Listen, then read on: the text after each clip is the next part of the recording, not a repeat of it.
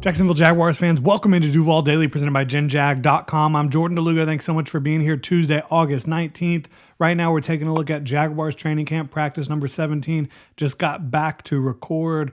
We will be looking later today at the Jaguars offensive performance, kind of reviewing the Jaguars offensive performance in their tie against the Saints from this past Sunday. But right now we're focusing on training camp practice number 17 and everything that went down today.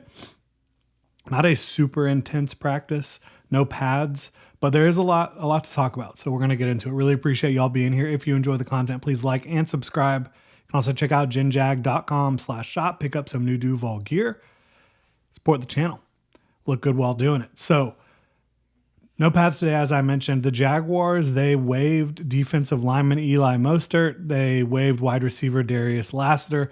Neither of those players were going to make the 53-man roster. Neither of those were even really close to making the 53. They signed running back Kevin Harris and offensive lineman Jerome Carvin. And so those are two guys competing. I don't think Kevin Harris has a real shot at the roster. It's not like there's an injury at running back or anything like that. So that's going to be tough for him, but at least he gets to potentially put some film out there against the Dolphins this upcoming weekend. Same thing for Jerome Carvin. I don't think there's really a path to the roster for either of those guys. I think that Carvin may have been picked up because of Wyatt Milam's injury. He's week to week, unfortunately, the rookie is. The good news is it's not like he was going to come in and start right away. It looked like Wyatt Milam, but it just stinks for him that he has to deal with an injury instead of, continuing to grow in his role as a primary backup offensive lineman, being able to play tackle, being able to play guard, getting more reps against other teams like the Dolphins in preseason. So it stinks for him, but it's not something that should be like a major blow overall to the Jaguars throughout the 2025 season. Again, week to week, so not going to be a long-term thing. Now, there was some really good developments on the injury front for the Jaguars today. Eric Armstead in positional drills and team drills. Tyson Campbell and Travis Hunter were both in positional drills and then participated in the team alignment and assignment period, which is where they get out there, they get lined up, they snap the ball, but then they don't compete through the rep. So both of those guys, Tyson Campbell and Travis Hunter, were out there for that. They were not out there during the team 11-on-11 and 7-on-7 competitive periods. After practice, Liam Cohen did call them day to day. Cohen's goal for Hunter is to have him ready for the joint practices on Thursday. So they are going to take it easy with Travis tomorrow and see what's up with him and try to get him ready to participate in joint practices on both sides of the ball. That's the plan there. But again, Eric Armstead on the field during positional and team drills. Anton Harrison on the field, positional and team drills. Chuma Edoga on the field, positional and team drills. And Mason Smith. Mason Smith and Eric Armstead were out there on the field together with Josh Hines-Allen, with Trayvon Walker. That is a huge development. And Anton being back, Chuma being back, those are both really important too, because Chuma probably right now, technically he's competing for a starting job. There seems to be a legitimate competition at right guard. My guess is that the team's trying to push Patrick McCary because they want Patrick McCary to be the starting right guard because they paid him $13 million to play that position. But I don't think they're going to shy away from getting the best guy on the field. I think the best guy is Patrick McCary, but I think they're pushing him. And Chuma Edoga has been impressive throughout training camp in the preseason when he's been available. Didn't play this last weekend, but having Anton and Chuma and Mason and Eric all on the field during competitive team is a huge development for the Jaguars' lines of scrimmage. You also had Colin Saunders out there. Forgot to mention that before. Colin Saunders, who the Jaguars traded for, number 68 coming in, played against him on Sunday. Now he's a teammate, defensive lineman. So things are looking up for the Jaguars' defensive line. I know there's been a lot of angst about Eric Armstead, about Mason Smith. They're finally participating in team competitive. And that could just be such a huge development for the Jaguars. Defensive line rotation, their starting group, their ability to rush the passer without kicking edge guys inside. Their versatility, it's huge. It's huge. So that's a big, big win. And Tyson being day-to-day, he was day-to-day last week. I think he's obviously progressing, having participated at least in the alignment and assignment period and positional drills. Travis is clearly very close if their goal is to get him out there during the joint practices. So I think overall, good news on the injury front today in a big way. Practiced mesh against zone and positional drills, which I thought was cool to see. If y'all remember wildcard weekend 2022, technically it was 2023, but the 2022 season, Trevor Lawrence threw an interception, mesh, shallows. It was a shallow crosser. Actually, I don't remember if it was mesh, but it was a shallow cross. And Evan Ingram needed to sit down in the zone, and he didn't.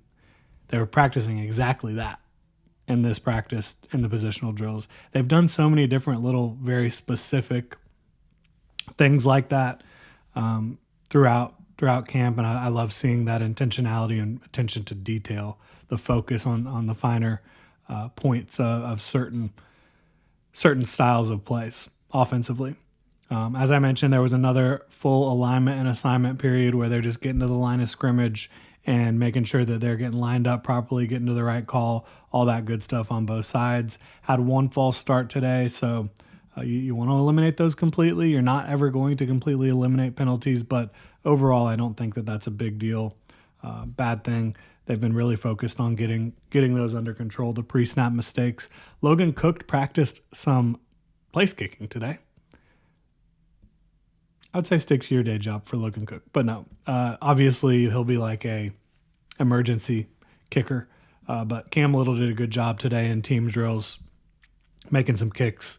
No surprise there. So that's always great to see Cam Little doing a good job. Kind of funny to see it's funny to see Logan Cook kick it and then Cam Little kick it, because even though Logan Cook is like this amazing punter, kicking the ball off the ground and kicking the ball drop kicking, not the same. Not the same at all. You can clearly see Cam Little is just such a stud kicking the ball. So we'll talk a little bit about 7-on-7, 11-on-11, and then about Trevor Lawrence's day. Nick Mullins overall had a really good day, I think. He had several completions to Joshua Cephas. He had a touchdown pass to Hunter Long. He threaded the needle on one of those throws, a touchdown to Joshua Cephas. So Nick Mullins, who I've been a little down on based on, I just don't think he has the physical tools that some of the other guys have, that Seth Hennigan has potentially. He had a good day. There was one throw where Cephas needed to be a little bit more ready for a pass. But other than that, Cephas had a big day. And he's been a little quiet, more quiet as of late than he was early in camp. So seeing him have a bunch of production today, I think was a good sign for him. 11-on-11, DeJuan Smoot had a would-be sack, which is no surprise. I mean, that guy's been racking up the numbers in preseason and training camp. Austin Trammell had a would-be touchdown. I think Mason Smith might have gotten a sack on that play, in all honesty, had they been live, but still, he got pretty open down the field. Antonio Johnson had a pass breakup in the end zone versus Joshua Cephas. Ball probably shouldn't have been thrown. Johnson was just in great position. He's big, he's got length, so that's going to be a matchup he's able to win. And then the final note here, Rayon Lane intercepted Seth Hennigan on probably a pass that shouldn't have been thrown, but definitely it was higher than it needed to be. Rayon Lane was Johnny on the spot and picked it off and was able to run it back a little bit. So that was a really good play for the Jaguars rookie safety. Unfortunate play for Seth Hennigan. Trevor Lawrence and the Jaguars starting offense today. Not going to go through like the numbers and all that of like he was 6 of 12, whatever. I'm not worried about that anymore at this point. We're beyond that. I will tell you, Brian Thomas Jr. dropped another touchdown, but he also had several catches after that on the day. Look, I'm not going to worry about Brian Thomas Jr. until issues are happening in games, because the rap on him has always been that he's not very good in practice. And that was evident last year. They talked about that at LSU. all he's done when he's gotten on the field is ball out. He balled out at LSU. He balled out for the Jaguars last year. Until he's not balling out on the field when the lights are brightest, when the games mean something, I'm not worried about it one bit. I'm not. But the fact that he gets frustrated with himself for not making the plays, I do think is a good thing. It's not like he just doesn't care out there. He's not lackadaisical. He's trying. But for whatever reason, when it matters, he is able to execute at a higher clip. So I'm not worried about it right now. Brenton Strange was another kind of safety valve target for Trevor Lawrence today. Overall, I thought Lawrence had a good day. You had Brian Thomas drop a pass. You had Brenton Strange drop a pass. It wasn't like an easy catch necessarily, but it went right through his hands. So, I mean, he should have caught it, right? Lawrence had to dirt one because Bashal Tutin wasn't ready. Then there was also a drop by Lee Quint Allen. So some drops today. You don't want to see that, but first practice after a game a couple days ago. Practices are not always going to be extremely clean, especially when you're coming off of games. I thought Lawrence looked good overall. Again, the drops, want to eliminate those. And then there was a couple times where I thought Lawrence could have made a better read. And one time where I thought he could have just gotten to his check down a lot quicker. I think it's still that play.